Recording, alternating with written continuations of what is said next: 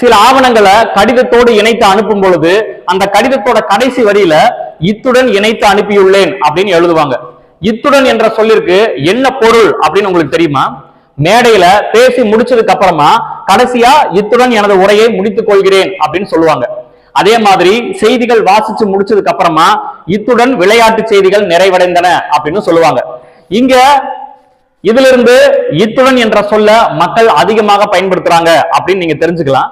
ஆனா இத்துடன் என்ற சொல்லிற்கு என்ன பொருள் பாருங்க. இத்துடன் என்ற சொல் இத்து கூட்டல் உடன் என பிரியும். இங்க இத்து என்ற சொல்லிற்கு எந்த பொருளுமே இல்ல. நம்ம தமிழ் இலக்கணத்துல அத்து அப்படின்னு ஒரு சாரியை இருக்கு.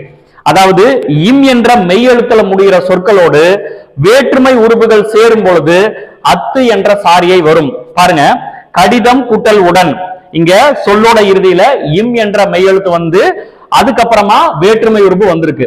இப்படி வரக்கூடிய இடங்கள்ல கடிதம் கூட்டல் உடன் கடிதத்துடன் அப்படின்னு வரும். இங்க அத்து என்ற சாரியை வந்திருக்கு, நீங்க பாத்தீங்களா?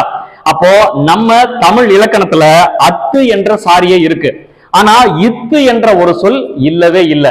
அதனால இத்துடன் என்ற சொல்லே தவறு. அந்த சொல்ல நம்ம பயன்படுத்த கூடாது.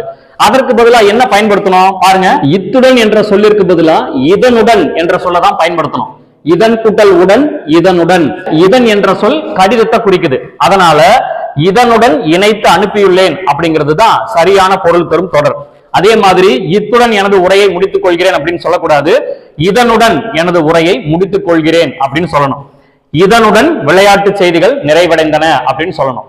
பேச்சு மொழியில இது பெருசா மாத்திக்கலனாலும் எழுத்து மொழியில மாத்திக்கிட்டீங்கன்னா மிகச்சிறப்பு.